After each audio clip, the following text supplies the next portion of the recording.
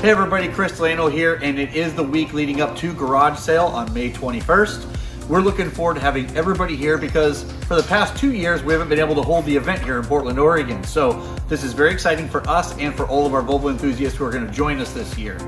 We have changed a few things for anybody that has attended in the years past.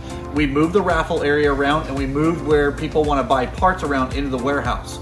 You can go to our blog at ipdusa.com, check out the Garage Sale blog, and that's got a bunch of information. We also loaded up all of the donations for the auction that we have at the end of the event. So if you want to stick around and there's something within that auction list that you want to go after, we urge you to look at that list and stick around and have a great time with us near the end of the show. So this year we are partnering with Nursingale. It is the charity here in Portland, Oregon. Nursingale provides in-home nursing care to medically fragile children and young adults. That's who we've worked with for many years. So a lot of the events that are going on here during Garage Sale, a lot of those proceeds go towards Nursingale. So for more information, check out our blog. We're gonna have people walking around outside, directing traffic, letting people know who haven't been to the event before, kind of how things work and go throughout the day. So we just look forward to a great event.